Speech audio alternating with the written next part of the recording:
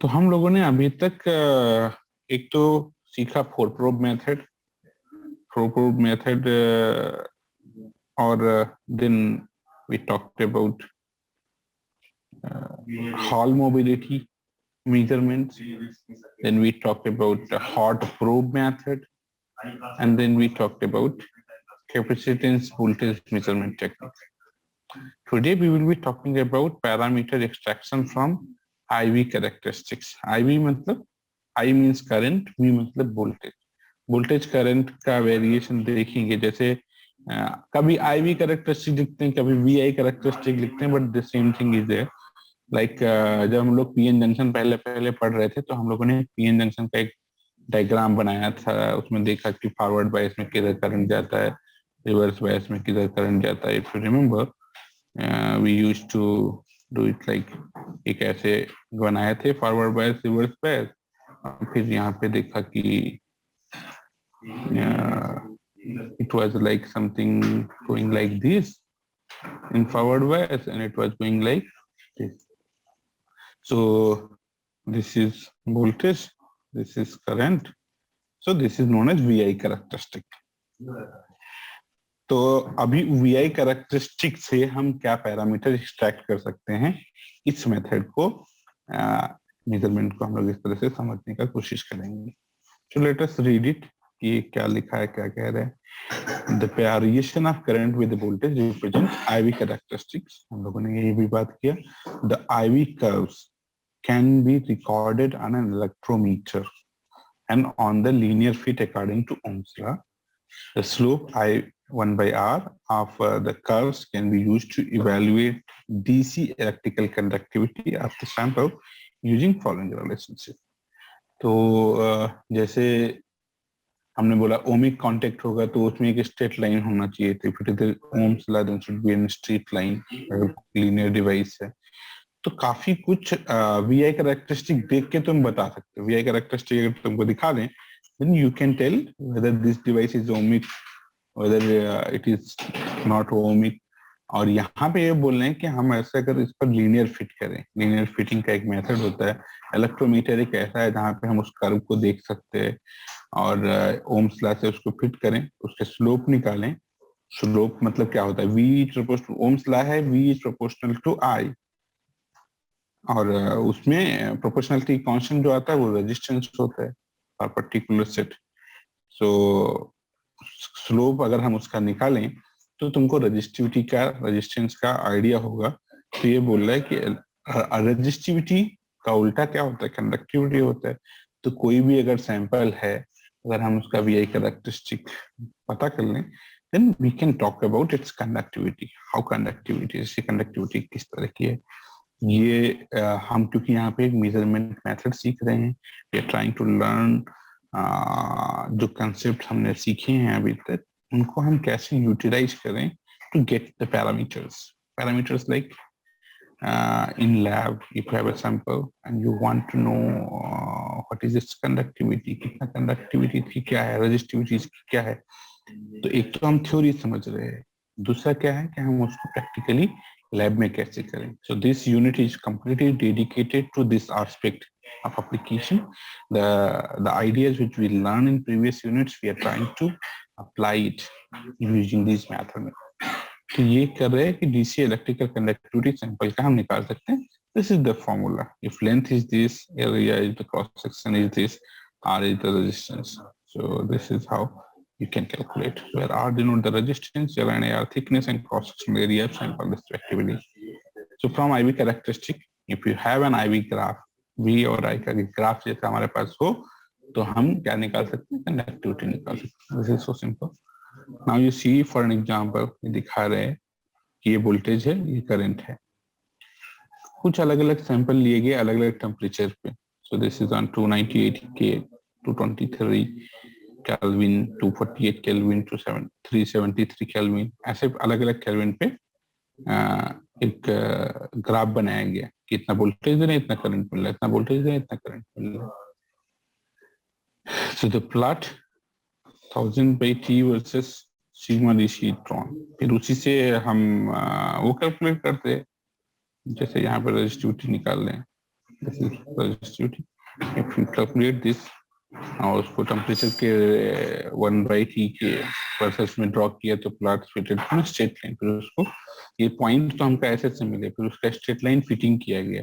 तो जो यहाँ पे बोल रहे हैं कि लीनियर फिट, मतलब sometime what happen when you do an experiment, you don't get a line, you get points and then from the points you look at the characteristics. तो थोड़ा थोड़ा डिस्टेंस में हम पॉइंट लेते हैं, फिर उसको लीनियरली फिट करते हैं। कई बार क्या होता है, जैसे तुम एक पहले भी कभी ग्राफ वगैरह बनाए होगे, तो ग्राफ में क्या करते हैं, अलग अलग पॉइंट मिलते हैं, फिर हम उसको नेचर देख के ऐसे ही मिला देते हैं, कभी फ्री हैंड मिला देते हैं। और जब बहुत बड़े मेजरमेंट करते हैं जिसमें बहुत सारा डेटा होता है, तो उसको उसका एक मेथड है कि हम वो पॉइंट्स में क्या फिट करना चाहते हैं। तो curve fitting is an completely एक पूरा टेक्निक है। तो हमको ये पता है कि Ohm's law is a linear thing, so since we want to get an resistivity conductivity, तो हम उसको उसमें लाइन फिट करेंगे। तो लीनियर फिट का एक मेथड है, फ्री हैंड नहीं करते। अब जैसे ये पॉइंट्स हैं, देखो इनको कैसे फिट किया गया है। These are the points by which we are fitting a line in it. Line इसमें बन रहा है, लेकिन फिर भी उसको हम फिट करते हैं। This is an proper method. तो ऐसे करके gives activation energy of conduction, slope of, ये ड्रॉ किया, सिग्मा डीसी निकाला और सिग्मा डीसी को 1000/T से ड्रॉ किया। और तो बोलने कि इससे हम और क्या पैरामीटर्स निकाल पा रहे हैं, एक्टिवेशन एनर्जी ऑफ कंडक्शन निकाल पा रहे हैं स्लोप से, और जो इंटरसेप्ट है उससे प्री एक्सपोनेंशियल फैक्टर मिल रहा है। So these are the things which we can do using this technique. तो टेक्निक में हम लोगों ने ये सीखा, ये सिंपल टेक्निक है, लेकिन वीआई कैरेक्टरिस्टिक को यूज करके और क्या क्या पैरामीटर्स को एक्सट्रैक्ट कर पा रहे हैं just by fitting that data. वो डेटा हमारे पास है, फिर उस डेटा को अलग अलग तरह से हम फिट कर रहे हैं and we are able to get different parameters. तो हम लोग इसको इसमें इतना ही हमको समझना है कि जैसे अभी तक हम लोग सिर्फ सिंपली ऐसे समझ रहे थे कि वीआई कैरेक्टरिस्टिक है, फिर वीआई कैरेक्टरिस्टिक का यूज करके हम क्या क्या निकाल पा रहे हैं, this thing we are trying to understand. तो क्या बोला कि ये दो चीजें निकाला, एक तो एक्टिवेशन एनर्जी ऑफ कंडक्शन निकाला, एक प्री एक्सपोनेंशियल फैक्टर निकाला। कैसे निकाला, एक ग्राफ, दूसरा ग्राफ बनाया, सिग्मा डीसी कैलकुलेट किया, सिग्मा डीसी का 1000/T के रिस्पेक्ट में ग्राफ बनाया। सो क्या इसका यूज है, बोल रहे pre exponential factors is helpful in identifying conduction mechanism taking place in the sample according to mod sigma 0 sigma naught, whatever you call it. Value is 2 to 3 orders smaller than for conduction in localized states for conduction in extended state. तो ये हम पहले तो चीज जिसमें ज्यादा in detail में नहीं जाएंगे कि प्री एक्सपोनेंशियल फैक्टर क्या है, एक्टिवेशन एनर्जी प्रोडक्शन क्या है, बट इफ यू गो पूरा जो फार्मूला है कैसे बनते हैं तो उसमें जाएंगे तो पता चलेगा। But you see using parameters, क्या क्या पैरामीटर हम निकाल सकते हैं वीआई कैरेक्टरिस्टिक मेजरमेंट से, रेजिस्टेंस निकाल सकते हैं, कंडक्टिविटी निकाल सकते हैं, एक्टिवेशन एनर्जी ऑफ कंडक्शन निकाल सकते हैं, और प्री एक्सपोनेंशियल फैक्टर निकाल सकते हैं। This thing is important for us कि हमें चार चीजें। Let us go to the next technique. Next technique is deep level transient spectroscopy, DLTS। इसमें क्या कर सकते हैं, क्या निकाल सकते हैं, इन सब चीजों को हम लोग समझेंगे। Deep level transient spectroscopy, this is an method. एक हम लोगों ने वीआई कैरेक्टरिस्टिक सीखा, बट ये मेथड एकदम नया है, इसके बारे में हमको अभी तक ज्यादा कुछ पता नहीं। हम लोग इसको पढ़ेंगे, then we will try to understand कि what is this spectroscopy, why it is called deep level transient. So deep level transient spectroscopy is an experimental tool for studying electrically active defects known as charge carrier traps से निकालना। तो हम लोगों ने ये सीखा है कि सेमीकंडक्टर जो होते हैं, एक तो इंट्रिंसिक एक्सट्रिंसिक सीखा, फिर उसके बाद में बोले डोपिंग करते हैं, फिर उसके बाद भी कई कई जगह ऐसे बोल रहे थे कि कुछ डिफेक्ट होते हैं, मतलब आइडियली होना चाहिए बट वो वहाँ पे डिफेक्ट है, वहाँ पे कुछ इलेक्ट्रॉन मिसिंग है, होल क्रिएट हो गया, या कुछ ऐसे ट्रैप्स बन गए स्ट्रक्चर में। कोई भी क्रिस्टल स्ट्रक्चर में जाओगे तो कभी कभी कुछ कुछ डिफेक्ट्स होते हैं।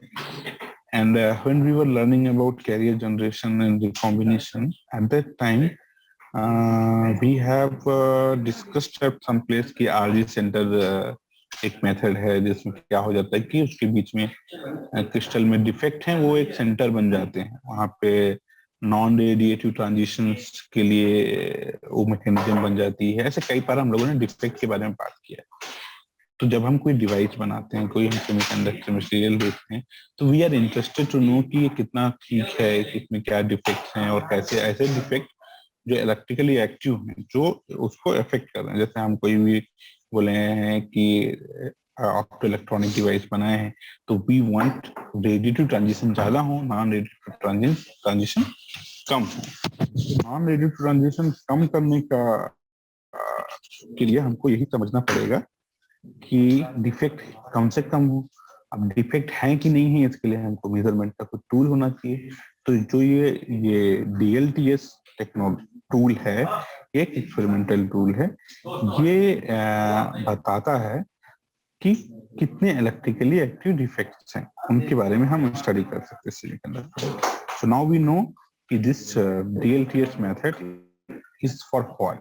It is for studying electrically active defects known as charge carrier traps। मतलब डिफेक्ट में ही चार्ज कैरियर ट्रैप हो जाते हैं, तो रेडिएटिव की जगह नॉन रेडिएटिव ट्रांजिशन का मैकेनिज्म डेवलप हो जाता है। So this thing we need to do using this technology. Then DLTS stabilizes fundamental defect parameters and measures their concentration in the material।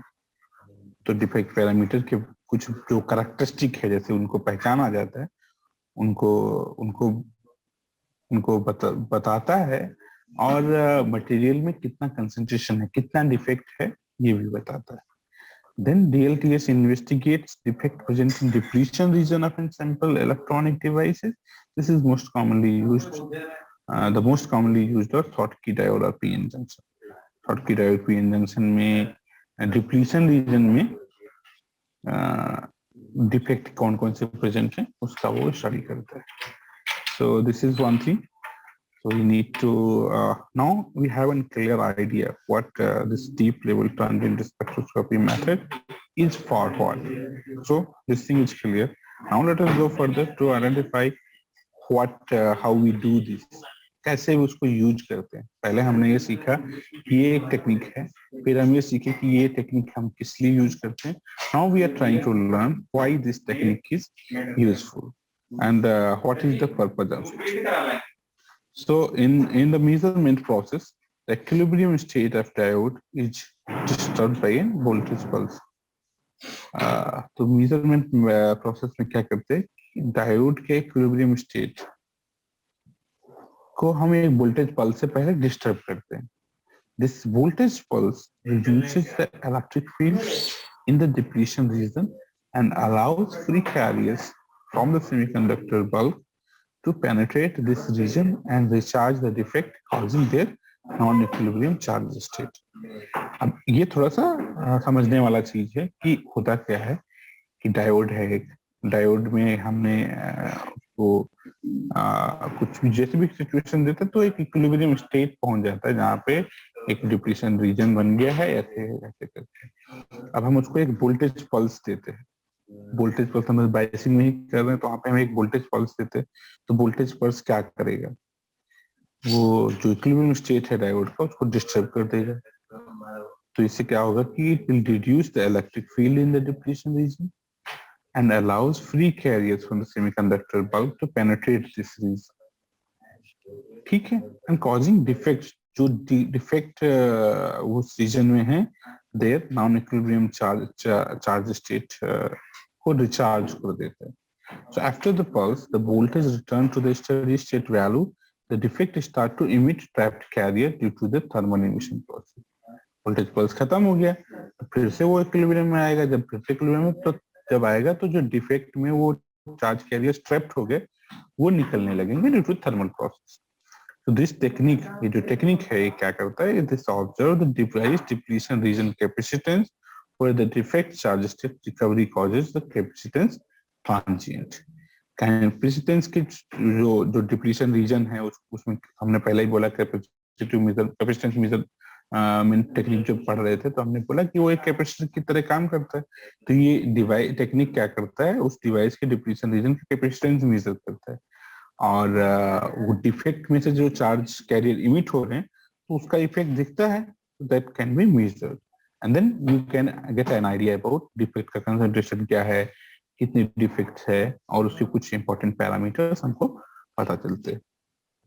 तो इस स्लाइड में हम लोगों ने ये समझने का कोशिश किया कि होता क्या है इस मेथड में। पहले सीखा कि ये मेथड किस लिए है, DLTS टूल का यूज क्या है, then we are learning what is being done. तो इक्विलिब्रियम स्टेट को पहले डिस्टर्ब करते हैं, तो जो डिप्लीशन रीजन में जो डिफेक्ट्स हैं वहां पे चार्ज के रेस्ट्रेप हो जाते हैं, फिर जब वो वोल्टेज पल्स हो गया, वोल्टेज पल्स दे दिया, डिस्टर्ब हुआ, फिर जब वो फिर से स्टडी स्टेट में आता है तो जो ट्रैप है वो सब फिर से निकलते हैं थर्मल इमिशन की वजह से। तो उसकी वजह से जो कैपेसिटेंस है डिप्लीशन लेयर का, वो उसमें हमको वो नंबर्स पैरामीटर्स दिखते हैं। तो this is how we use this technique. Now let us go further. The voltage pulse followed by defect charge state recovery are cycles allowing an application of different signal processing methods for defect recharging process analysis. ये बोले कि ये सब मतलब क्या, उसके बाद क्या होता है, तो voltage pulse followed by defect charge state recovery एक साइकिल में करते हैं इसको। मतलब पहले हम पोल पास देते हैं, फिर उसको देखते हैं, ऐसे कई बार करते हैं। सो इससे क्या होता है कि the application of different signal processing method allowing an application of different signal processing methods for defect recharging process analysis. So we do this process again and again, एक cycle में करते हैं, and then we get more accurate. So the DLTS technique has a higher sensitivity than almost any other semiconductor diagnostic technique. इसकी sensitivity ज्यादा होती है। For example, defect इतने atom में अगर एक डिफेक्ट है तभी भी उसको वो डिटेक्ट कर सकता है। So it is so good technique to detect defects in semiconductor. So I hope you understand कि हम लोगों ने अभी तक कभी हमको DLTS के बारे में कुछ पता नहीं था। तो first we try to learn what is DLTS, what is its use, and then how we do it, and then what is its superiority, what is its क्या इसमें स्पेशल है, क्यों हम इसको पढ़ रहे हैं। सो this is technique without going any detail. बहुत सारा हम टेक्निक देख के करने, जैसे होता क्या है ये मेजरमेंट टेक्निक हम लोग जिस तरह से पढ़ रहे हैं, इनको अगर हम देखें या हम ऐसे एक्सपेरिमेंट ऐसे मेजरमेंट परफॉर्म करें तो शायद बेहतर तरीके से समझा जा सकता है। But as of now we don't have that kind of, ना हम इस कोर्स को इस लेवल तक ले जाने की जरूरत हमको है। But this course is design so that you get an idea कि हम जो पढ़ रहे हैं, जैसे पहले हम जो चीजें पढ़ रहे थे, डिफेक्ट पढ़ रहे थे, तो डिफेक्ट हमको कॉन्सेप्चुअली पता था, लेकिन हमको ये नहीं पता था कि इस डिफेक्ट को कैसे मेजर भी कर सकते क्या। So we are learning and measurement technique, उस टेक्निक के बारे में बात कर रहे हैं कैसे है। तो ये just it is for sake of completeness we are learning this methods, but our course and our course scope of this course is doesn't allow that कि हम लोग जाके ऐसे एक्सपेरिमेंट करें, ऐसे मेजरमेंट करें। अभी इस स्टेज पे तो हम लोग इस लेवल पे नहीं जा सकते, but we can get an idea कि हाँ जो चीजें हम कंसेप्चुअली पढ़ रहे हैं that can be measured in lab also, then it makes it complete. then अभी इसके बाद अगर हम लोग बात करें तो एक तीसरा मेथड है। जैसे तुम लोगों को मैं बहुत बार बोल रहा हूँ कि बैंड गैप होता है, बैंड गैप बहुत इंपॉर्टेंट है। सारे सेमीकंडक्टर का बैंड गैप ही डिसाइड करता है एलईडी किस कलर का होगा, कैसे होगा, कैसे होगा। अब हम बहुत सारे सेमीकंडक्टर भी पढ़े, सिलिकॉन पढ़े, जर्मेनियम पढ़ रहे हैं तो बहुत पहले से पढ़ रहे हैं, फिर यहाँ पे गैलियम आर्सेनाइड पढ़ रहे हैं। और कई बार जब तुम लोग को याद होगा, एक बार हम लोगों ने बात किया था ऑप्टो इलेक्ट्रॉनिक डिवाइस के इंटरेस्ट के लिए किस तरह से सेमीकंडक्टर मटेरियल चाहिए in the end of second unit. So where we discussed that there is like direct bandgap semiconductors are important for optoelectronic devices.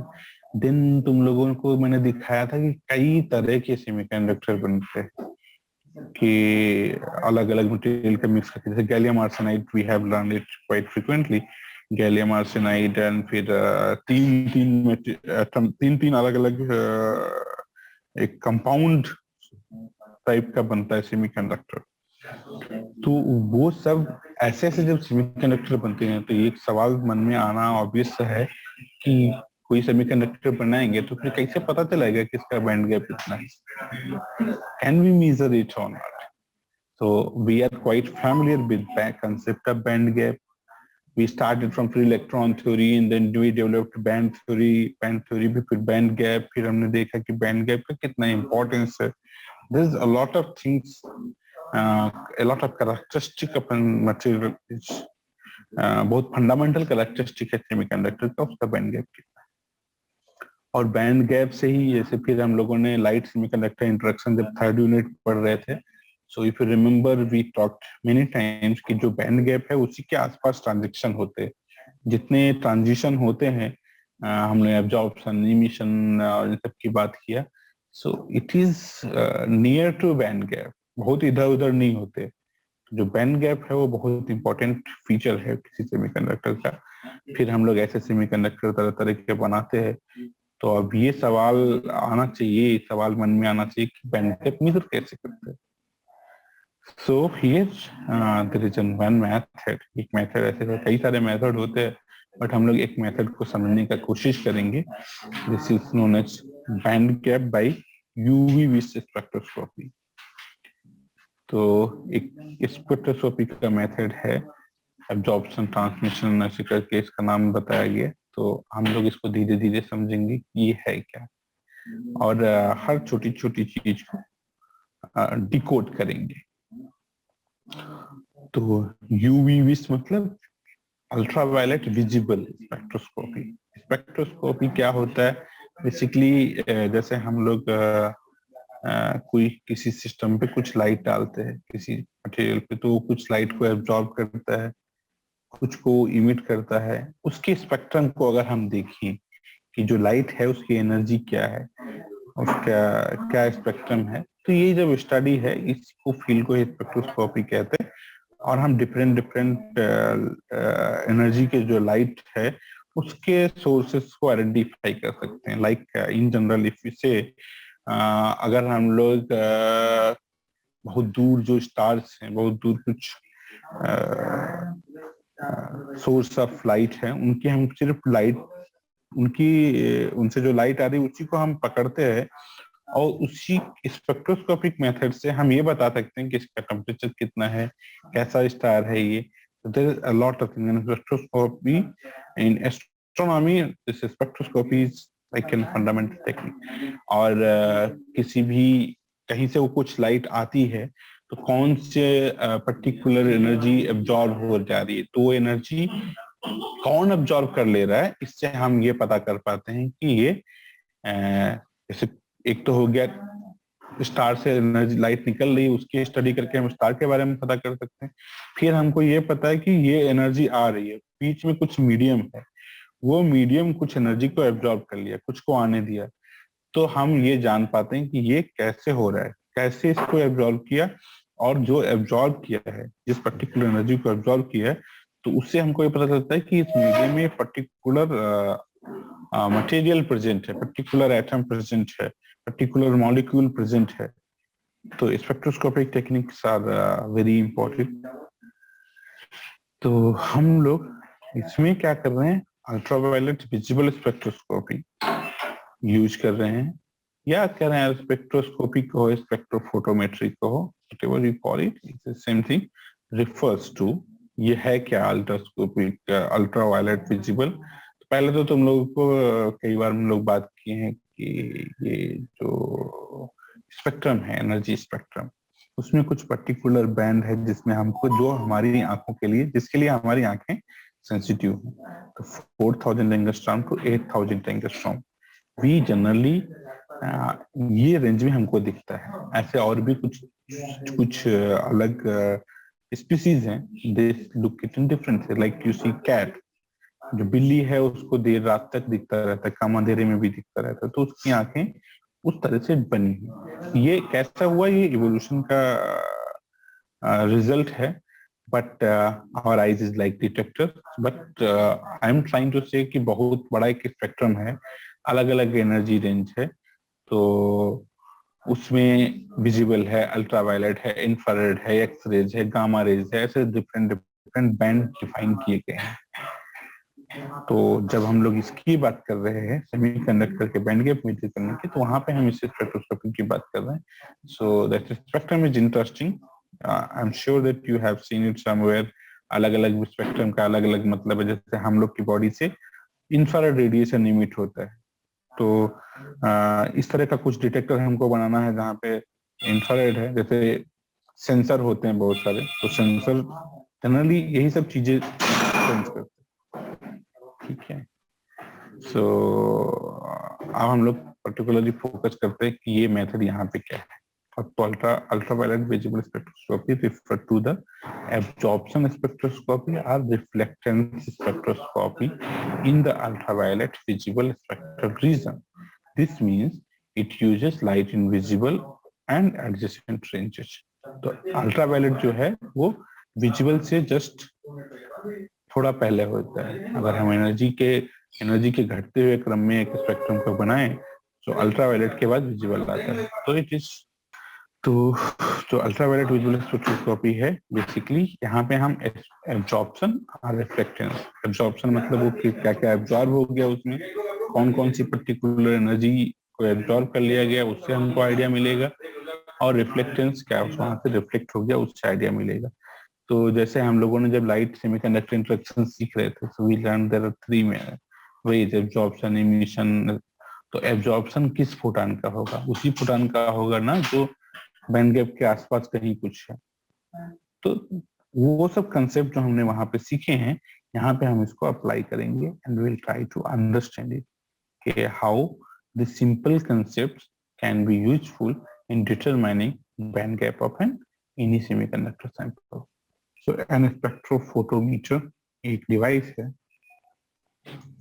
क्या करता है, it used to record the absorption and transmission spectra of sample.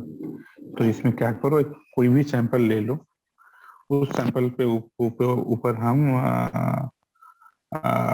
मान लो कुछ particular radiation डाल रहे हैं, तो कुछ रेडिएशन जो उसमें से बाहर निकलेगा, ट्रांसमिशन उसको बोलेंगे ट्रांसमिशन, और जो उससे रिफ्लेक्ट हो जाएगा उसको बोलेंगे रिफ्लेक्टेड। जो ट्रांसमिट हो जाएगा, मतलब जो ट्रांसमिट हो जाएगा उसमें से पास होकर, उसको हम ट्रांसमिशन स्पेक्ट्रा बोलेंगे। अगर हम उसका स्पेक्ट्रम बनाएं जो रेडिएशन उस मटेरियल से होके बाहर जा रहा है, so that is known as transmission spectra। और उससे उससे हम उसका क्या क्या ऑब्जॉर्व हो जा रहा है। जैसे हमने जो रेडिएशन दिया था वो हमको पता था उसका एनर्जी ये है, उसमें कितना ऑब्जॉर्व हो जा रहा है, कितना बच रहा है, कौन कौन से पर्टिकुलर एनर्जी में ऑब्जॉर्व हो जा रहा है। So that can be recorded using spectrophotometer. तो ये बोले कि हम लोग ये वेवलेंथ रेंज में कर रहे हैं 400 to 2500 nanometer at room temperature. ऐसा करते हैं कि स्पेक्ट्रोफोटोमीटर लेते हैं, इसमें एब्जॉर्प्शन और ट्रांसमिशन स्पेक्ट्रा सैंपल के रिकॉर्ड करते हैं इस पर्टिकुलर रेंज में, room temperature. The ultraviolet region scan is normally from 200 to 400 nanometer and visible portion is from 400 to 800 nanometer। और इसके आगे का इंफ्रारेड रीजन होता है। जैसे हम लोगों ने पहले भी बात किया कि विजिबल रीजन क्या है, 400 टू 800 नैनोमीटर का हो, चाहे 4000 से 8000 एंगस्ट्रॉम का हो। नैनोमीटर 10⁻⁹ मीटर होता है, एंगस्ट्रॉम 10⁻⁻10 होता है। So this is same thing, and we sometimes we call it in nanometer, sometimes we call it in angstrom। So इतने में बोले कि वो स्कैन करेगा, तो जो विजिबल रेंज है वो 400 से 800 नैनोमीटर है, और जो यूवी रीजन होता है वो 200 से 400 नैनोमीटर होता है। ठीक है, फिर ये हमको स्पेक्ट्रम मिला, देखो। So absorption spectra, a plot of absorption versus wavelength.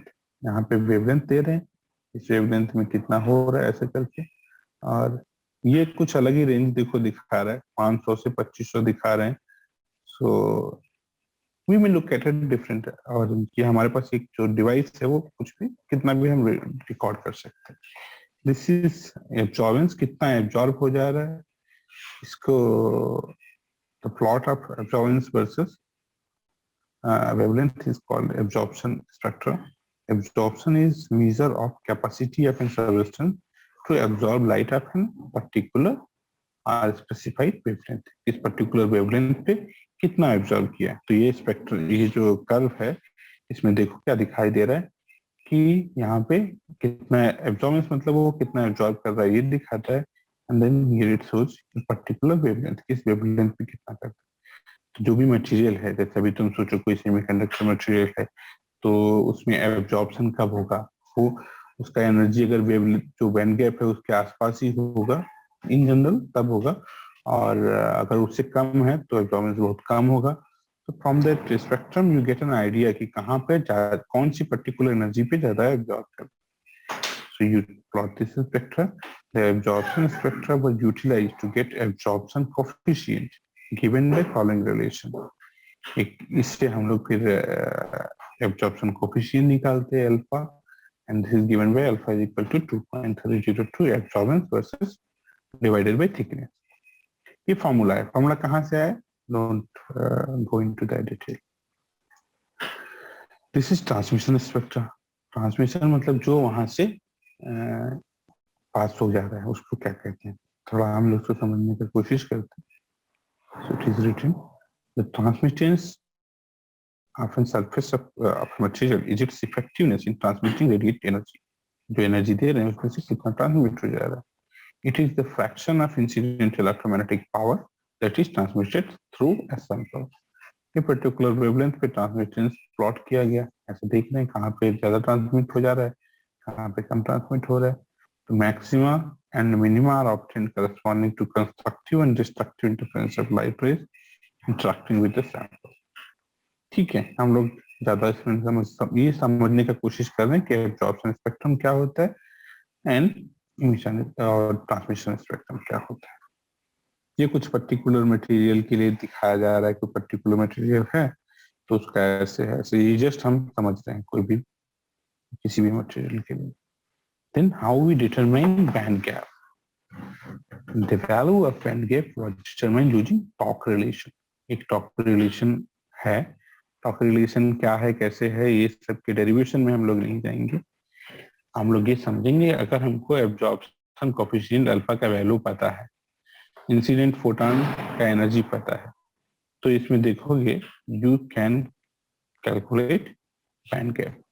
तो अगर हमको एब्जॉर्प्शन कोएफिशिएंट पता चल जाए, एनर्जी जो हम इंसिडेंट रेडिएशन एनर्जी डाल रहे हैं उसकी एनर्जी पता चल जाए, पर्टिकुलर एनर्जी का कुछ पर्टिकुलर कोएफिशिएंट होता है, जैसे हम लोगों ने यहाँ पे देखा है क्या होता है, this is absorption spectrum given by this absorption thickness.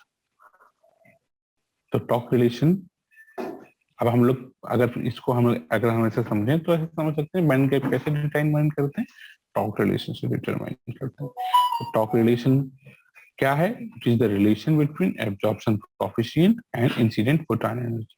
It is given by this alpha h nu is equal to A h nu minus E g to the power n. इसमें ए क्या है, कांस्टेंट है, E g is the band gap of material and the exponent n depend upon the type of the transition।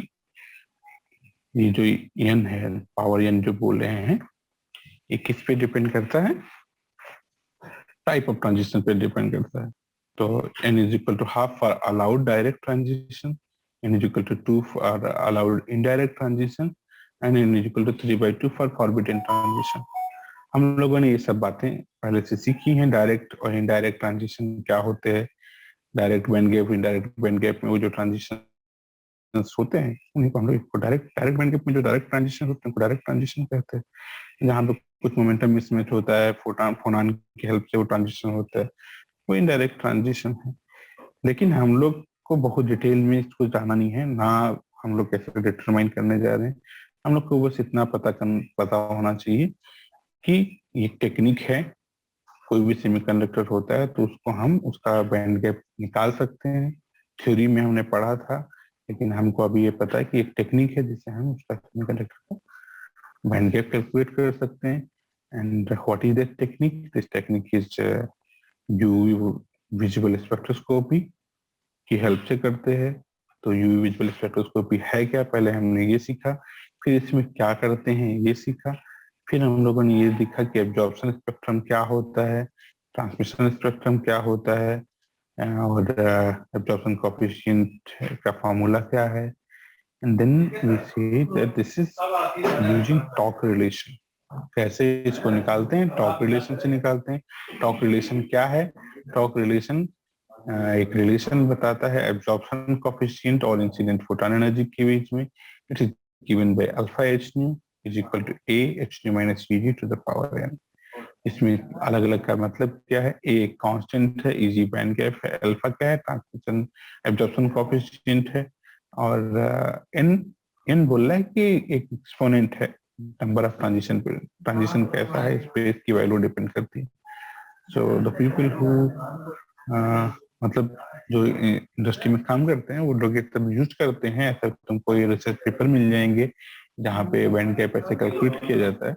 But we don't not need to go to in that detail, but we get an idea जो हमने concept सीखे थे उसके कैसे application कर सकते।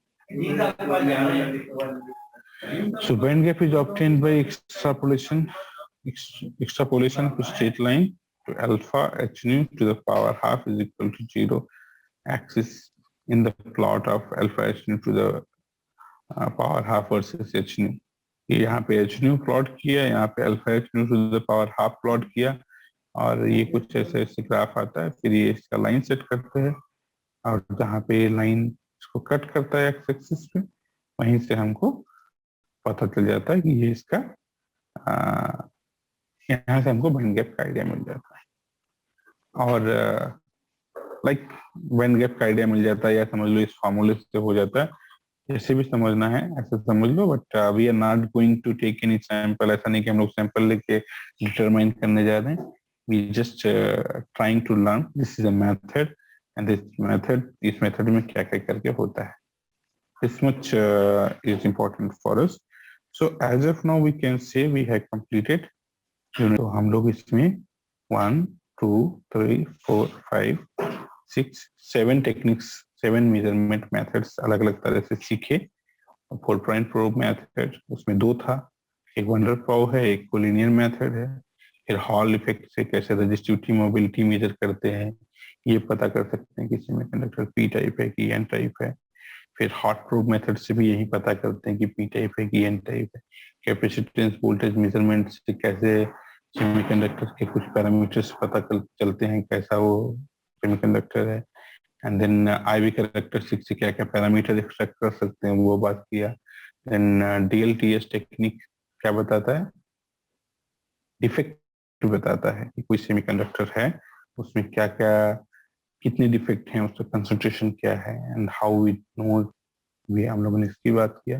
फिर हम लोगों ने बोला कि यूवी विजुअल स्पेक्ट्रोस्कोपी से कैसे बैंड गैप निकालते हैं, कैसे उसका एब्जॉर्प्शन और स्पेक्ट्रम बनाते हैं, and then we use Tauc relation to get the band gap of semiconductor.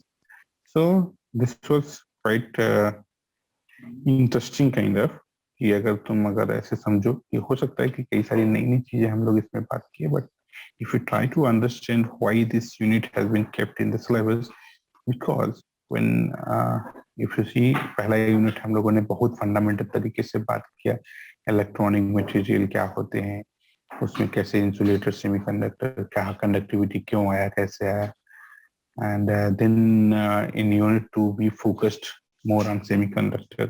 We learned a lot about semiconductors, but most of things were theoretical kind of conceptual। Material के अंदर क्या हो रहा है उसकी साइंस समझना चाह रहे थे।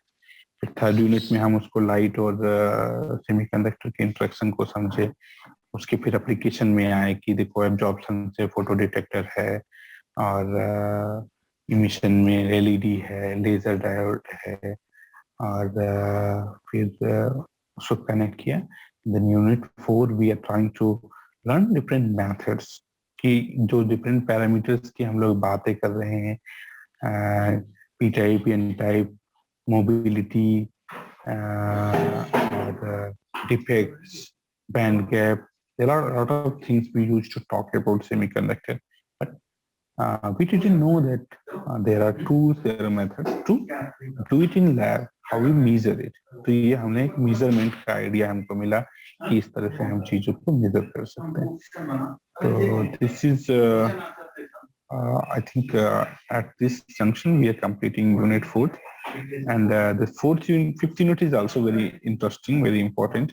इसको भी हम लोग थोड़ा अच्छे से समझने की कोशिश करेंगे. But this is also application mode. यहाँ पे हम और आगे जा रहे हैं कि हम इंजीनियर मटेरियल की बात कर रहे हैं कि जहाँ पे हम पूरा मटेरियल की प्रॉपर्टीज को चेंज कर रहे हैं, उसकी डायमेंशंस को कम ज्यादा करने का सोच रहे हैं. So will take like nano science, nano technology एक बड़ा ब्रॉडर फील्ड है जहाँ पे हम ऐसे नए नए तरह के मटेरियल्स बनाते हैं, उनकी प्रॉपर्टीज का स्टडी करते हैं. यहाँ पे हम लोग अपने हिसाब से ही करेंगे, हम सेमीकंडक्टर के लिए ही करते हैं, but will try to understand new things.